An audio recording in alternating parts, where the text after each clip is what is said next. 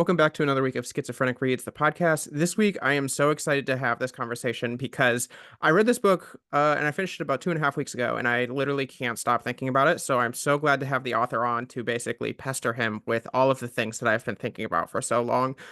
This week, we have Clayton Page Aldern, the author of The Weight of Nature: How the Changing Climate Changes Our Brains. This is about the neuroscience of climate change and how it impacts people on an individual level.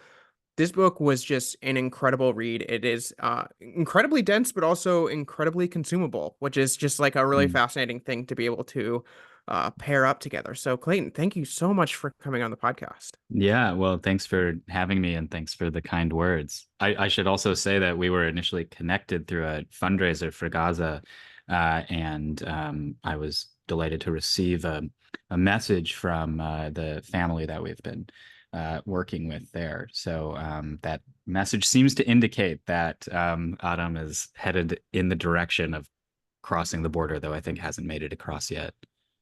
That's incredible. I love that. Yeah, I auctioned off basically my I would call it my marketing package, a spot on the podcast for me to read a book and talk about it on TikTok and Instagram and all over the place. And as like a disabled book influencer, I didn't really know like what I could contribute to the whole thing. And so I just kind of like threw that out there and just saying like, oh, maybe this is helpful. And you won the auction, which is so great. Honestly, I would have read your book regardless because this is just like one of just these hyper fascinating things to me. Is just I've read so much on climate change at this point, and so when I heard that you were the winner, I was so excited. And I know you had kind of heard of me through Jake Biddle, who wrote The Great Displacement. He was also on the podcast, and he wrote my favorite book of last year, which I have not stopped talking about. And so to be able to talk to another uh person that knows Jake and is in this kind of like same world is just so fascinating for me. That's great. Thanks. Yeah, two grist reporters on the podcast. I love it. Yeah. Actually, I kind of want to start with that before we even get into some of the contents of the book because um you know you always worry that you put out an hour of content and you're like people might only listen to 15 minutes. So I think like the really one of the most pressing questions that I kind of have and that I want to kind of just like lead off the conversation with is climate change is just growing more and more part of like kind of the news that we're following. And so we're kind of just constantly seeing, especially with the heat waves in the summer and the hurricane season getting off to an incredibly early start, we're just going to be like inundated with climate change news. And I think we always should be. But I think people at this point are like really much more paying attention to where they were 6, 7 years ago in their lives. And I'm just curious what kind of advice you would have for people wanting to um not only just like learn more but also become involved more. Like if someone wanted to follow a trajectory of trying to get into climate change writing or climate change journalism, both like, through the structures that be, like with magazines or just like reporting in it like from their own social media of like kind of being a person that finds sources and just disseminates them on their social media page. Like, what kind of advice would you have to people? Because I think a lot of us feel this deep desire to like try and do what we can, but climate change is this huge systemic issue that it feels, somewhat daunting to get involved in sometimes. Yeah, it it is. It is daunting. I mean, part of the reason it's daunting is for all the reasons you mentioned, right? It's this creeping force that is everywhere around us all the time. Yeah. And the industries that we have set up to think about narrative change on that front aren't particularly easy industries to break into or indeed to hold down a job in. So Right. you've kind of got the intimidating nature of the problem and the intimidating nature of attempting to align yourself with the solutions. On the journalism front, one of the great things, and great, of course, here is being applied quite generously. One of the great things Sure. about the ubiquity of climate change is that it is possible to think about narrative with respect to the issue in many different types of journalistic institutions, right? So Mm. I work along with Jake at Grist, which is a national environmental justice magazine. We publish almost exclusively on climate change, right? We publish about the manners in which it touches nearly all facets of our lives, right? Um, but you'll note that the Boston Globe and the LA Times and so many other national newspapers and indeed local and regional papers and magazines also have fabulous climate coverage these days. And again, Mhm. that's in part because I think there's this growing recognition that climate change is everywhere all the Yeah. time.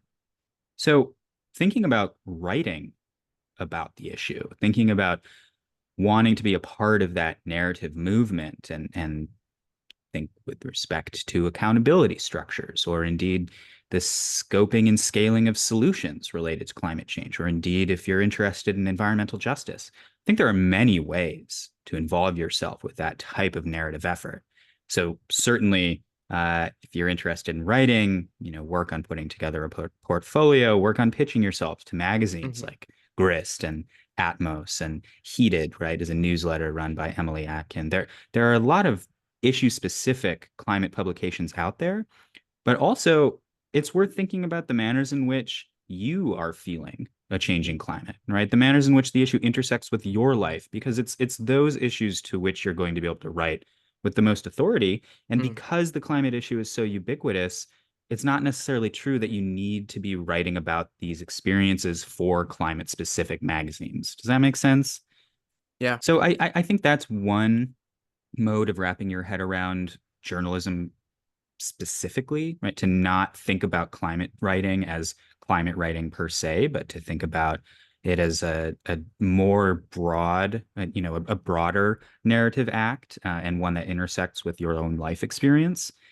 Which leads me to my second point, which is journalism is not the only way of engaging in narrative change work Oh, related for to the sure. climate crisis, right? I mean, I think the conversation we're having right now, which inevitably will be about the climate in some respects, is an example of narrative work on climate change. And I don't know if I would consider our conversation to constitute journalism per se, right? This is a different medium. And it's Hmm. also true that uh, young people are engaging in climate cafes all over the Hmm. country and all around the world. And those climate cafes open up space for talking about the issue and indeed bringing those types of experiences into different media venues, right? I'm aware of, a handful of Gen Z folks who are packaging climate experiences for TikTok, right? And sharing research or personal anecdote or conglomeration thereof for their audiences in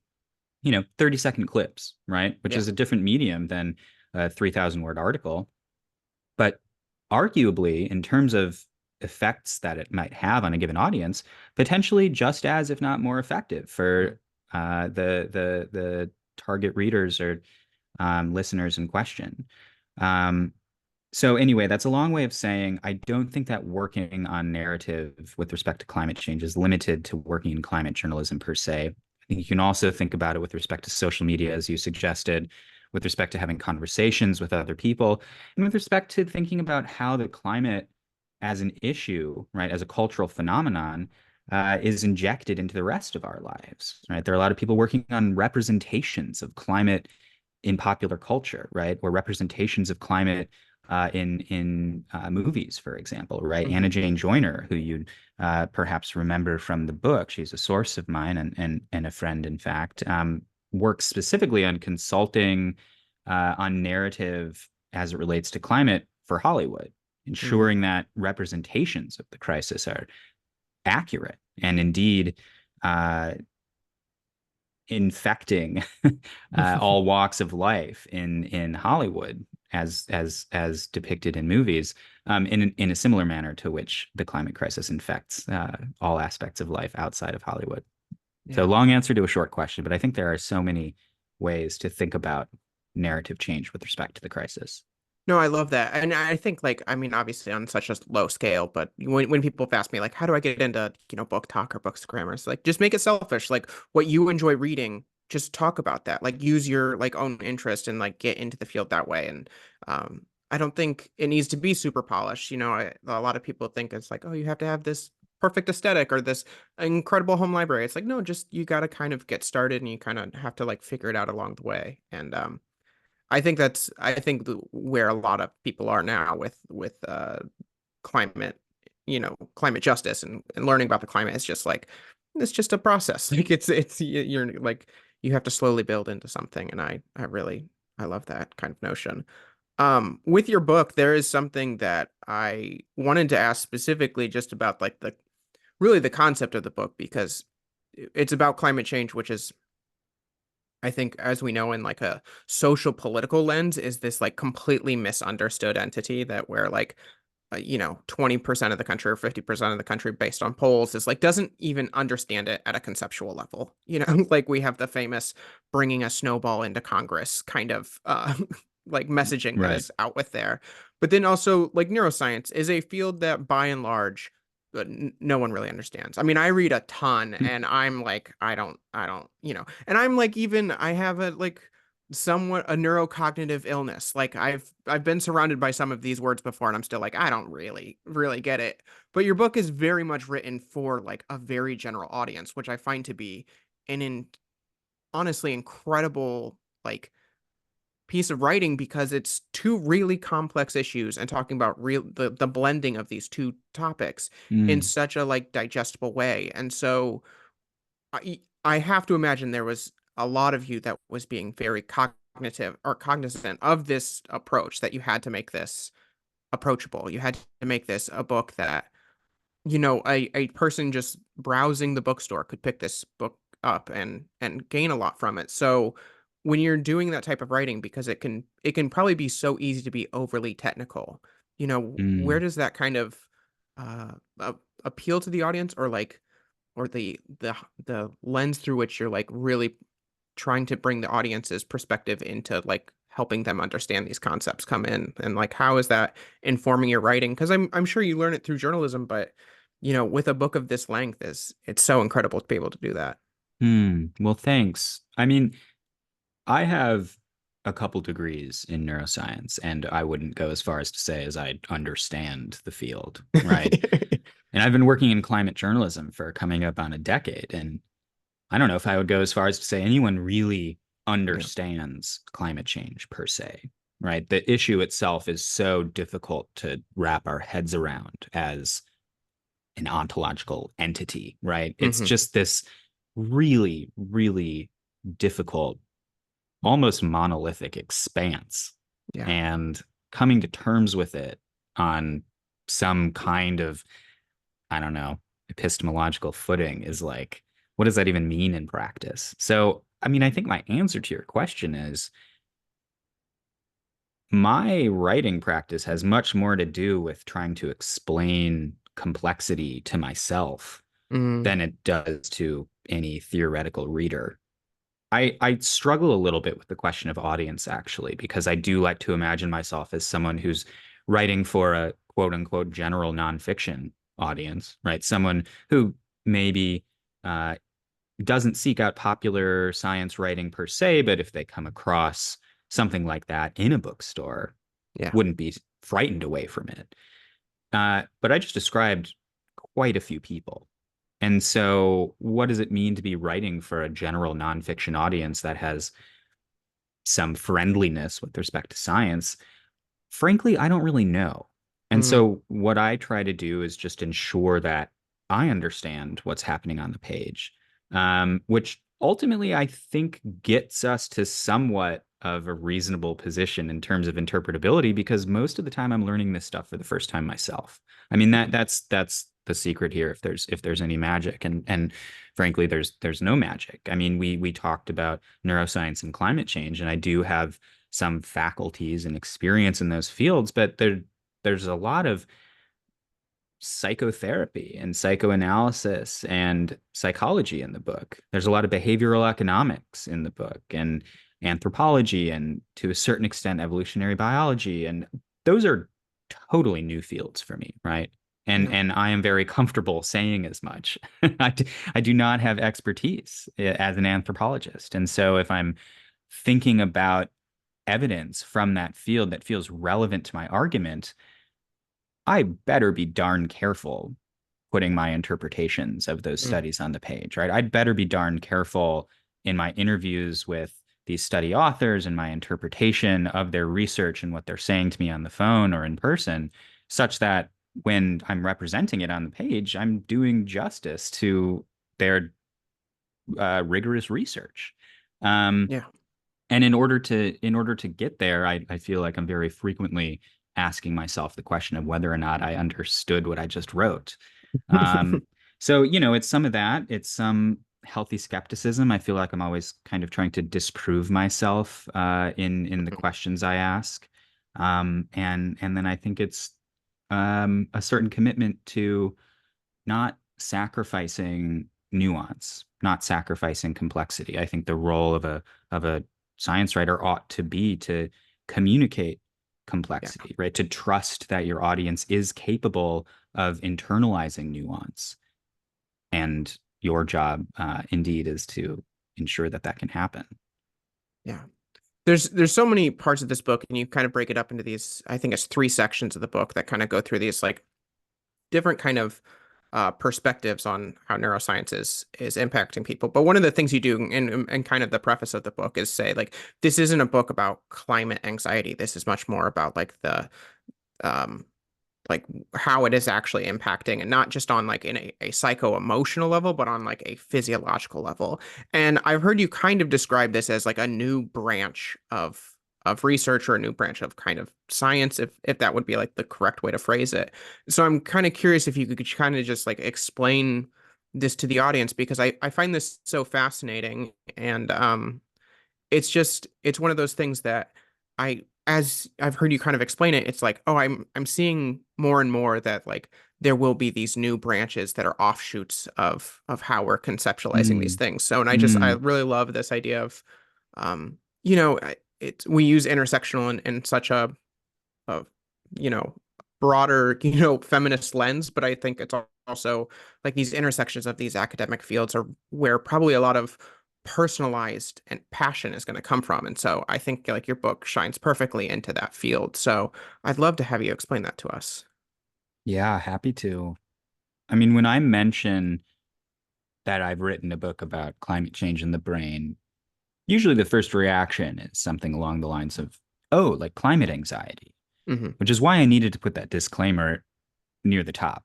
Because indeed, this is not a book about climate anxiety, which isn't to say that climate anxiety isn't real or isn't important, right? These feelings of doom and fear, and indeed the kind of uh, isolating emotions that can come from rumination, and the types Hmm. of depressive or anxious feelings that can come from thinking about our climate futures. Those are very real, and not what this book is about. There's a little bit of that in chapter 8. Um, but broadly speaking, I'm concerned with direct interventions of environmental flux on brain Hmm. health, and indeed behavior. And so in practice, what does that mean? It means the degree to which something like extreme heat can influence cognition, or indeed influence the likelihood of committing an aggressive or violent act. It includes the fact that climate change is increasing the habitable range of brain disease vectors like ticks and mosquitoes, right? The kinds of things that carry brain diseases, like cerebral malaria, that you probably don't want to get a diagnosis of. It's the stuff like climate change is increasing the size and frequency of cyanobacterial blooms, right? Blue-green algae, which unfortunately appear to release a neurotoxin that is one of the most compelling causal predictors for ALS, right? Amyotrophic lateral sclerosis, or Lou Gehrig's disease.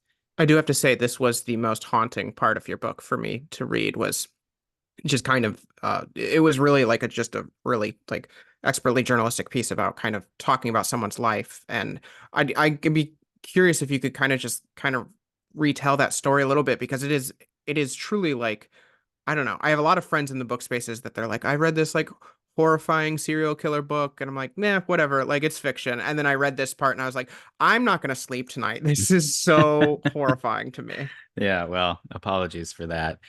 Yes, happy to go there. I mean, just to finish the kind of intersectionality account, the point is this is indeed a kind of manifold story of Hmm. climate change intersecting with brain health and decision making and behavior and cognition, and indeed mental health to a certain extent, but mostly the brain as a physical organ, right? As opposed to something that generates a psychological or perceptual experience. And nobody would really consider themselves to have, for example, a PhD in that kind of stuff. It's not a field per se, insofar as nobody's Mhm. raising their hand and saying, I am a climatological neuroepidemiologist, right? Which is my shorthand for what we might consider this field to be called. Instead, you see, again, behavioral economists who think about the environment, or Mhm. neurobiologists who are concerned with environmental flux. Chemical ecologists think about the degree to which, something like chemosensation might be influenced by environmental change. But it's the disparate nature of these individual level or indeed group level research enterprises that I think ultimately prevents a unified research agenda from materializing in any organic manner. I think that we have, as a research community and as readers and as people who think about the climate, we have somewhat of a responsibility to say, hey, we are actually talking about a somewhat unified research area here. We ought to consider it as such. So that's Yeah. part of the goal of the text, right? To argue that there's a there's a lot of research going on in many different parts of the world in many different fields that I would argue is well aligned with these kind of fundamental principles of climate change bearing directly on brain health. But very few researchers would consider themselves to be working explicitly along that line of questioning. And Mhm. and I'm seeking to describe the manners in which actually these efforts appear to be working toward a similar goal.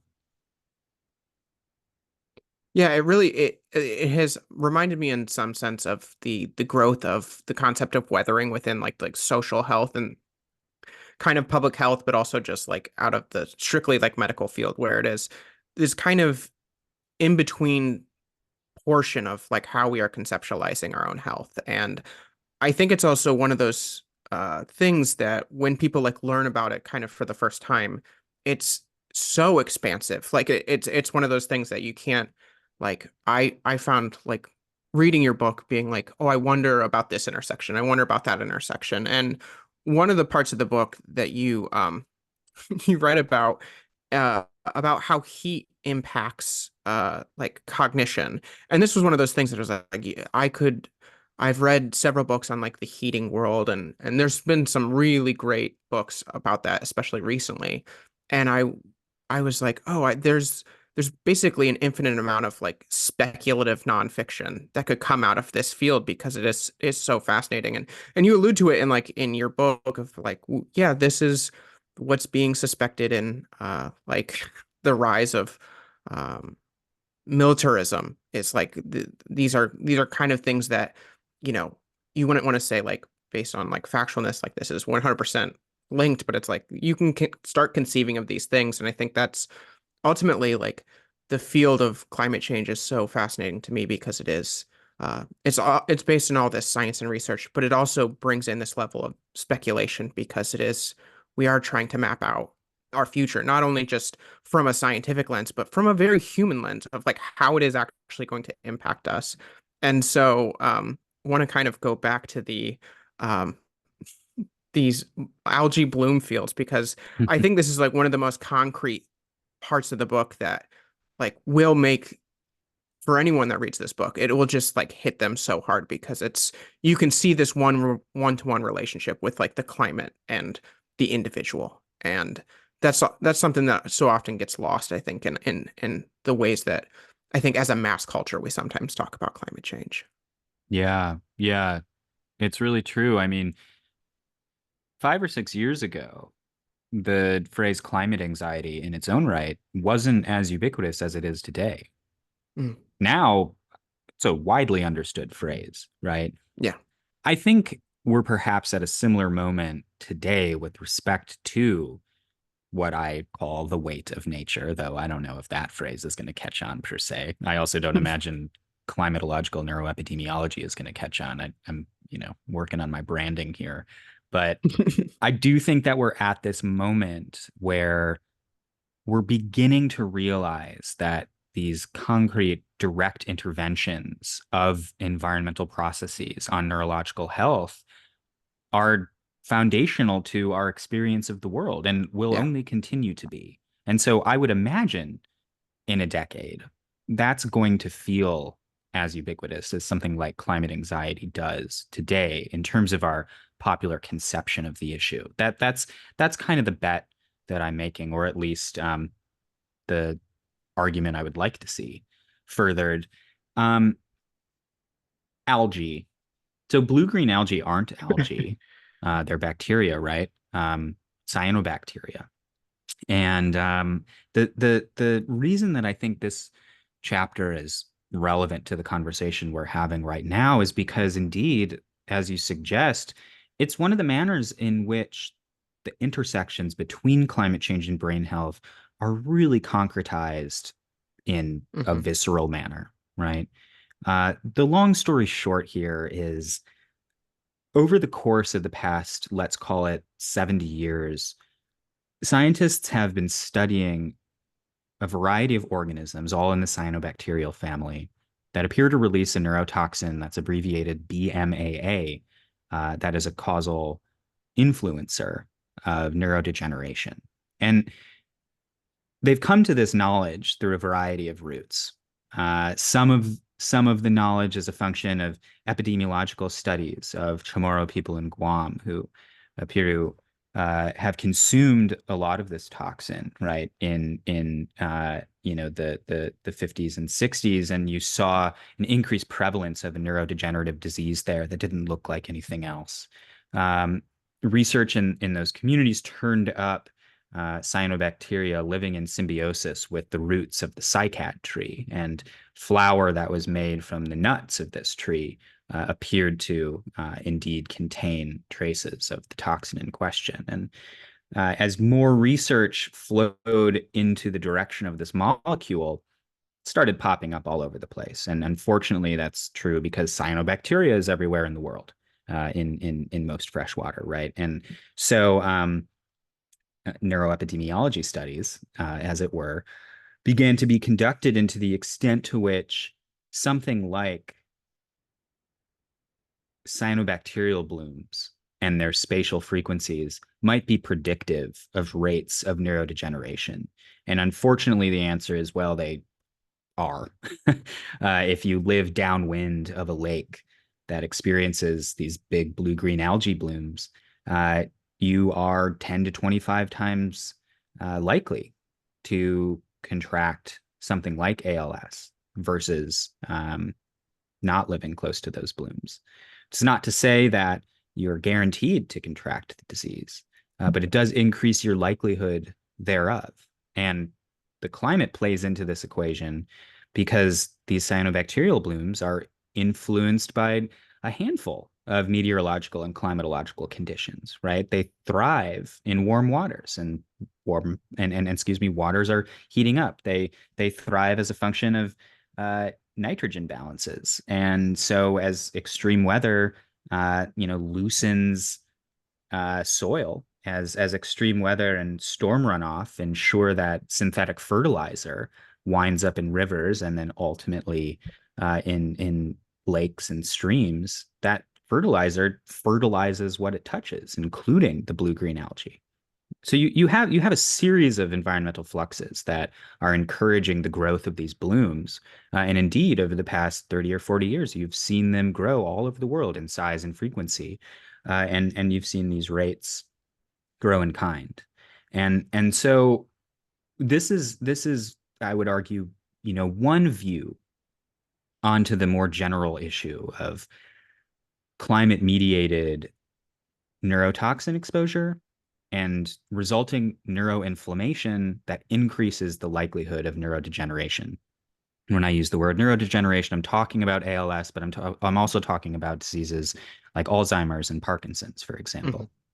And again and again and again, you've read this in the book, and you can see it in newspapers all around the world. We're beginning to understand that fine particulate matter exposure, extreme heat exposure, neurotoxin exposure as a function of something like a harmful algal bloom, all of these processes that are influenced by environmental change that are capable of inflaming the nervous system are contributors to the risk of neurodegeneration. And if that isn't a story of climate change bearing on the individual today, I don't know what is. Yeah. Well, and I think it's such a fascinating, like you talk about like the narrative or at least the cultural narrative of climate change. And I think so many people are, I would say, inundated with like the concept of tipping point. Like that's what oftentimes gets the biggest headlines and the ones that even news sources that are oftentimes negligent in their reporting on climate change, um, New York Post or something, they'll report on news of tipping points, like the AMOC potentially collapsing or the ice caps melting, and because these are huge, big systemic things that we can it plays into I think almost this like apocalyptic mind frame that like is an extraordinary powerful tool in like of basically Mm-hmm. getting people to click on a headline. Mm-hmm. And so I think that's fascinating. But what I found to be, I think in like a conceptual way, my favorite part of your book is this, it's not the tipping point rigmarole that sometimes gets so much attention. It's the cascading effect of climate Mm. change. And where like the more that I've read on climate change and now I'm 40, 50 books into it after in 2 years, like it's just something I just keep going back to. It's that cascading effect that your book really focuses on so much because it's this one thing that leads to the next, that leads to the next. And also, sorry to keep shouting out, but that's what Jake's book is really focused on too. It's this kind of, it's not so much the hurricane itself that you have to be worried about. It's like how multiple systems are impacting multiple systems are impacting then the individual. And Mm-hmm. I find it to be um, both like more horrifying in some sense, but also just like more real. Like Yes. it's so much more grounded in like how we are living our lives and how we are conceiving of our relationships to other people. And one of those things that you talk about in the book is kind of how heat is impacting the cognition of people. And Mm. this was something I found so fascinating. Um, and I wonder if you could if you remember like kind of the statistic of just like the weather basically and how we can, like if it's hot out, it impacts baseball, which I thought was just like, we got to understand this on a human level. So I thought this was a really great thing. And I wonder if you could kind of just talk me through that a little bit because I don't know. There's always trying to be this like relatableness to reading, Mm. is like relatableness to these really profoundly world impacting things. And, just throwing out a baseball reference, I thought was just genius because it's like, everyone's going to understand what we're talking about here. Yeah, I mean, and we don't need to stop at baseball. I mean, the ubiquity of the effects we're talking about, the cascading nature, I would say the creeping nature of the Mhm. effects we're talking about suggests that indeed they're everywhere. They're around us and Yeah. they are in the quotidian relationships we have in the rest of our lives. So the baseball example is an amusing one, right? We basically see that as temperatures increase, pitchers are more likely to strike batters of the opposing team. And in fact, they're even more likely to retaliate against batters of the other team if they have witnessed a pitcher of the other team striking a batter on their team. So it's not just a story of aggression in isolation, it's a story of retaliation, that there's something in extreme heat that cognitively, behaviorally speaking, appears to influence the likelihood of committing a retaliatory act. And we see evidence of that kind of behavioral thumbprint all over the place when we start to zoom the lens in a little bit. There's evidence of aggression and retaliation as a function of heat in the criminal justice system. It's Mhm. there in interactions that you uh, can glean from occupational reports in the postal office. I mean, right, something like um, uh, what's the phrase, union grievances tick up as a function of heat. So we're talking about behavioral effects that are a function of our everyday lives, and behavioral processes that I think we like to imagine are, well within the constraints, or bounds of free will, as it were. That these actions that we're engaged in, whether it's throwing a baseball or going to the post office, or uh, indeed having some kind of immigration hearing or something like that, that we have some semblance of control in these interactions. But I think what some of these behavioral effects of the climate crisis point at is that our conception of free will is a little bit flawed, Yeah. and uh, the crisis is reaching in to a greater extent than we would otherwise imagine, given what our experience of these types of interactions tends to be, right? None of us is ever going to raise our hand and say, oh yeah, because it was 95 degrees instead of 93 degrees on the bus, it's those extra 2 degrees Fahrenheit that made me punch my neighbor. That's never how it feels, right? But when we look at the epidemiological evidence, when we look at these population level studies and ask, what are the effects at the margins? We can see these fingerprints. We can see the effects of increased temperatures, or indeed higher levels of ambient carbon dioxide, higher levels of ambient particulate matter. We can see the effects of environmental stressors on cognition and behavior. It's also true in the classroom, right? Students aren't as good at taking exams on hotter days. We know from the spatial disparities in the distribution of air conditioning around the country that correcting for all the socio-demographic variables under the sun and comparing students to themselves and running the really kinds of rigorous econometric studies that allow you to make these claims, that spatial disparity in air conditioning around the country makes up something on the order of 5% of the racial achievement gap in education. And so it's these kinds of effects that I would argue define the climate crisis. These are the experiences of climate change that we are feeling today. And unfortunately, they're also the experiences that I think we tend to pay the least attention to. Yeah.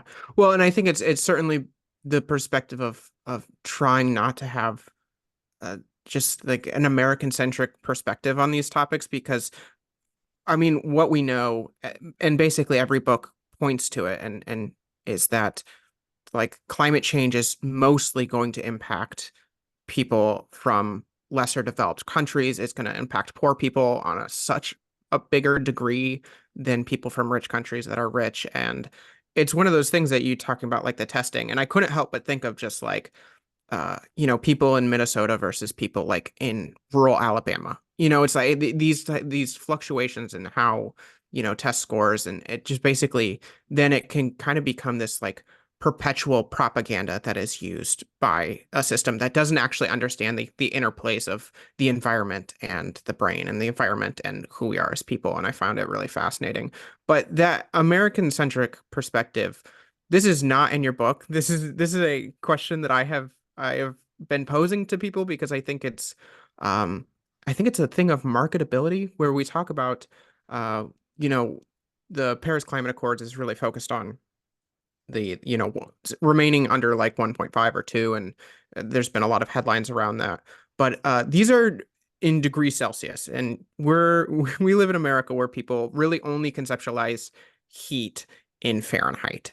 And so when we're talking about, and there's been even recent reports, and this is not to get doomerism or anything, where they're saying like we could hit 6 degrees, and people think, well, 6 degrees, that's 70 to 76. That's a nice cool day in my apartment, versus like, oh, it's a little toasty. I might just like not wear a hoodie while I'm, Mm-hmm. sleeping. And it's Mm-hmm. like it's 6 degrees Celsius that we're talking about, not Fahrenheit. And like I have been so curious if you think that it at all is helpful, especially as a science communicator, that maybe some US publications or whatever start talking about it in degrees Fahrenheit so people actually understand, because I that's just one of these things I've been constantly confronted with in conversations with people in my real life that are not thinking about this conversion that needs to happen when they read a headline, because it's Yeah. to me it's a catastrophic misunderstanding of what's happening, because these are wildly different number bases that people are conceptualizing.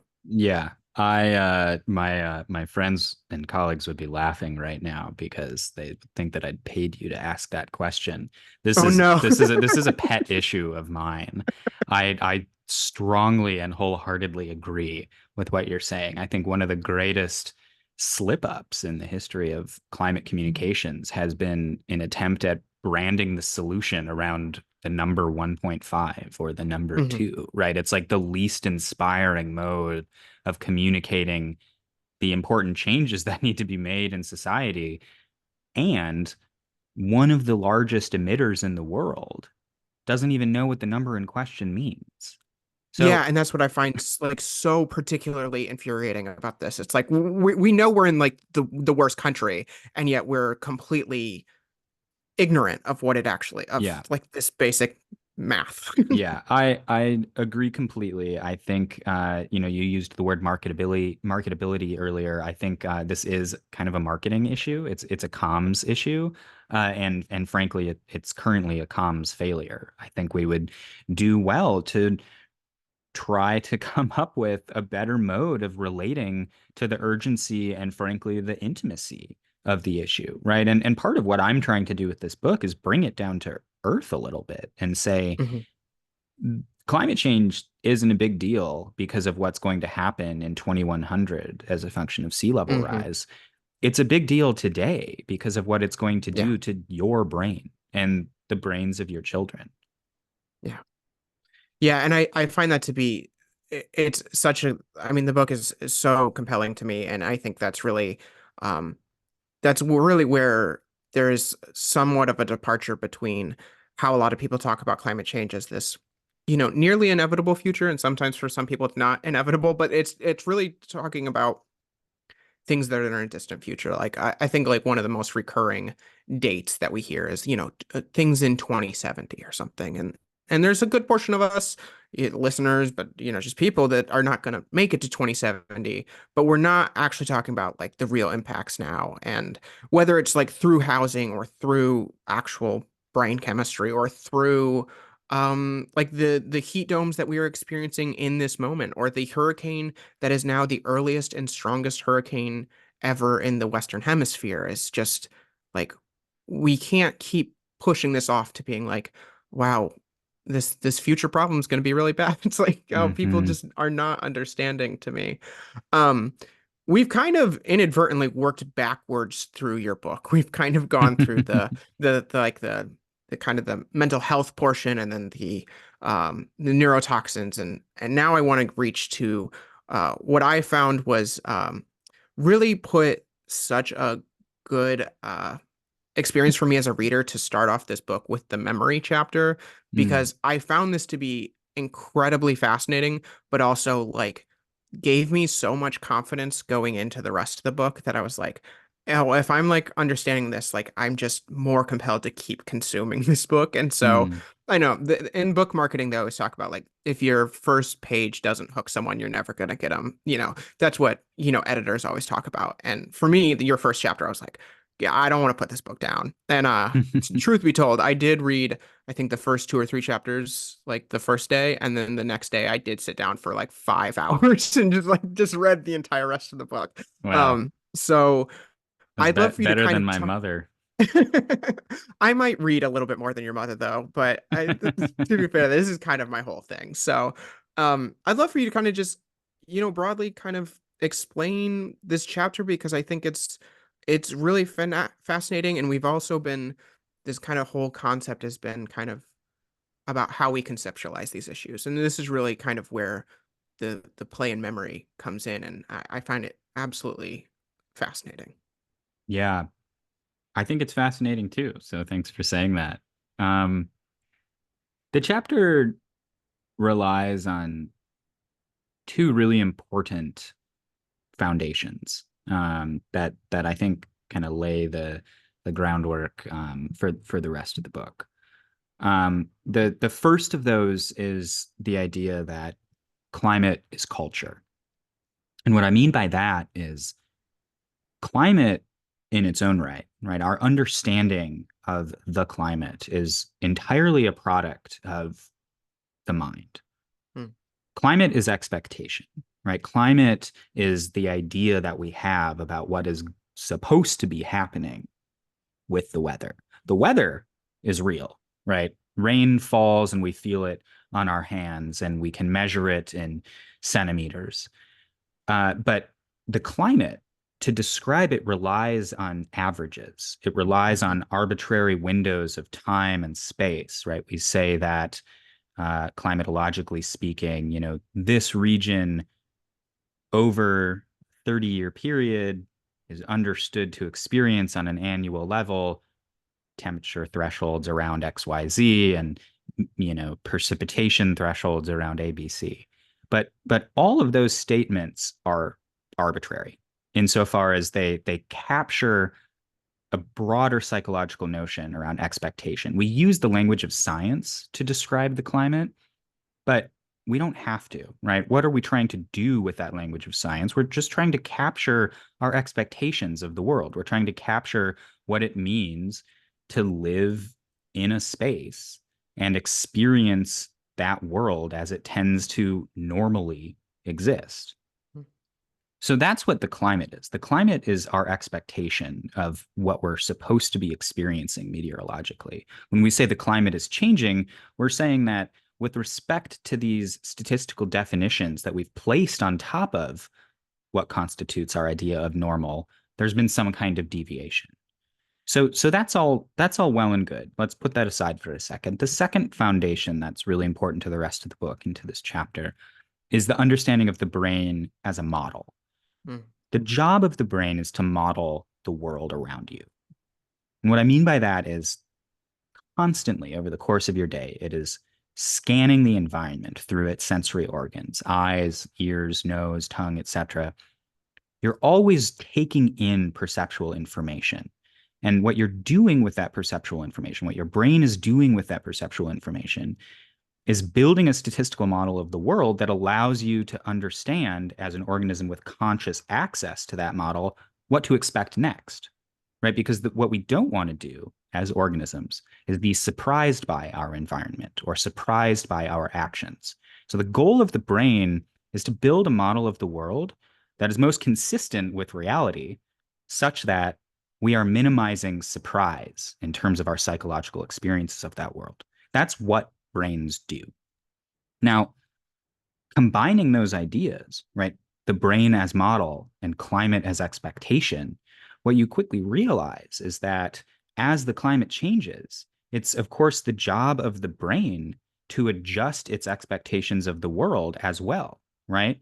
And so of course we should expect our minds to change in kind. We should expect our minds to change as a function of a changing climate, because if they didn't, we'd be always stuck in the past, right? We would have these outdated conceptions of the world that, in terms of evolutionary fitness, no longer bear any relationship to the ground truth and aren't serving our adaptability as organisms. So from this kind of purely biological perspective, but we see it expressed in a variety of means through psychology and culture.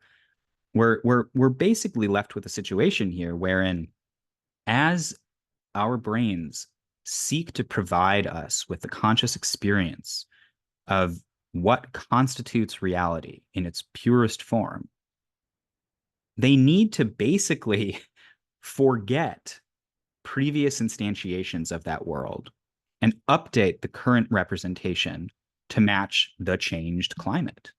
So there's this little silent voice that's always whispering to you that the world has always looked this way, right? It's one of the reasons that it's so hard to understand climate change in real time, because perceptually speaking, we don't really experience that centigrade, tenth of a degree Celsius by tenth of a degree Celsius tick, right? We notice these extreme environmental changes when the 100-year flood rolls into town, and when the wildfire tears across a neighborhood. But in terms of the slow creep of climate change, we don't really feel it. And in part, that's because our brains are adapting to the new normal. And in most walks of life, as we navigate our environment, that's what we want to have happen. If we were constantly stuck remembering everything we've ever experienced, if we were constantly stuck in the past, right, we would be Funes from the Borges story, right? We wouldn't be able to get anything done because our entire experience would consist of memory. And that is not any way to live a life, right? So we actually need a biological process that competes with memory, right? It's called forgetting. Neuroscientists study it as a compensatory process that naturally balances memory in the brain. We need this compensatory process to ensure we aren't always stuck in the past, to ensure that we have the most accurate representations of reality. And so, active forgetting, right? Neurobiological active forgetting is constantly competing with memory to ensure that we're experiencing reality as it exists. And the climate has changed, right? Our expectations ought to be updated. And so our memories are changed in kind.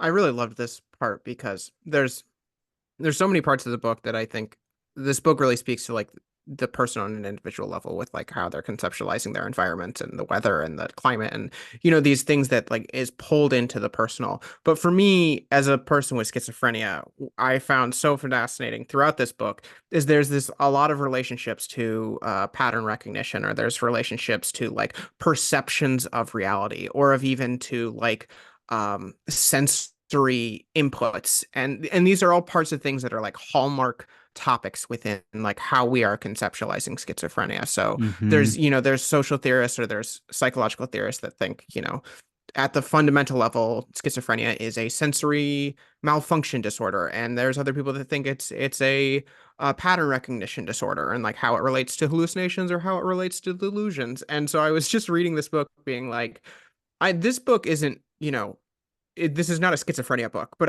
I just couldn't help but like having these constant interplays with like, I don't know, of this like very personal level. And it is just, to me, I think like, pattern recognition.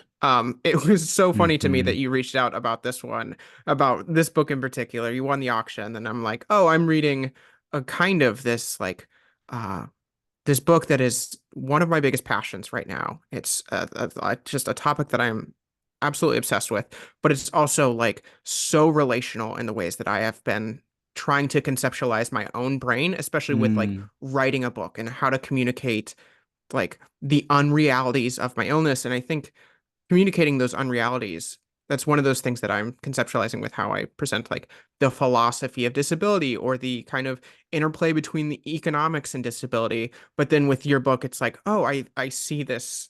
I think this interplay between the realities of climate change and like the unrealities of, in some sense, what we're missing about climate change, mm, and I think mm, like that's really what your book speaks to, is like, you know, I have a feeling, in book marketing, you're trying to sell a book based on like, this is just for the listeners that want to pitch a book at some point, but you're basically telling the publisher why your book is important and why it like deserves attention. And like it was so profoundly obvious to me in reading your book that it was like, this is new information. This is kind of the new field. This is a thing that people are living and experiencing, and we are all like going to experience it even more profoundly as the future goes on, but that we're kind of not talking about in some sense. And I mm, thought that was just such a wonderful thing for me to like get as someone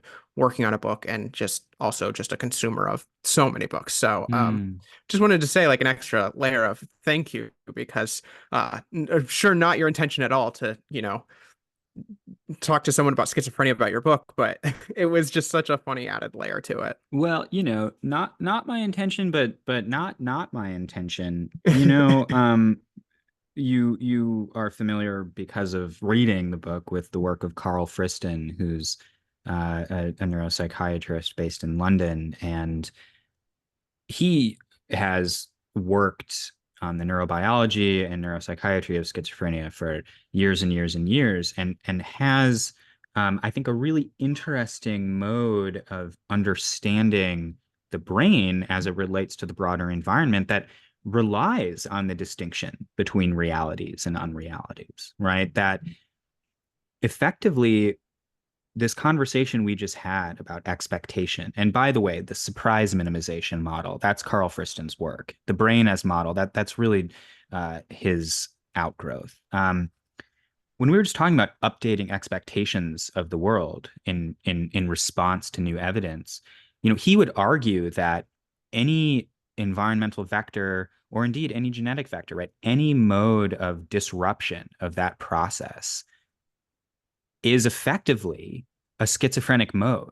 Because he would argue Hmm. that if you have some vector that uh, by some means prevents you as an organism, or your brain as an organ, from integrating new evidence into the updating of a model, what you're continuing to do is persist with an unreality. You're Hmm. continuing to persist. Sometimes it may take the form of a delusion. Sometimes it may take another form. But the point is that it is an inability to update a model given new evidence that constitutes, a break from reality per se, as defined by a ground truth versus that which our perceptual systems would seem to suggest.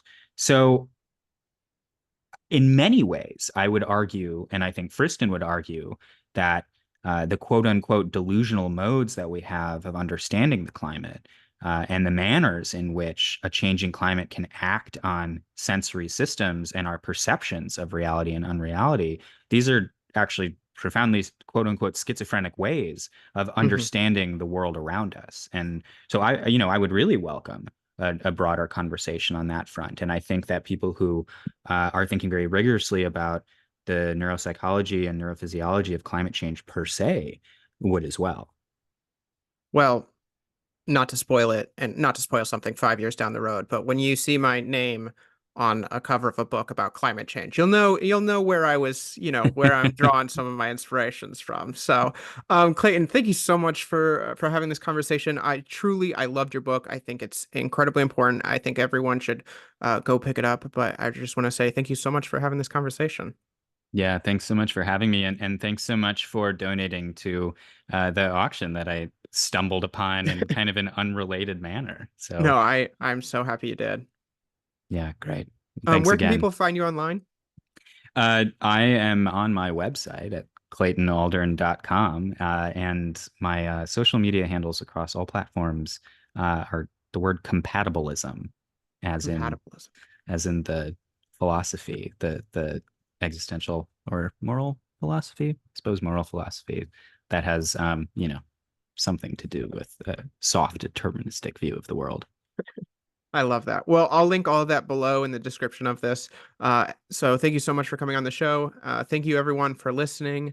If you want to support this podcast, you can do so at patreon.com/schizoreads. Thanks everyone for listening. I'll see you next week.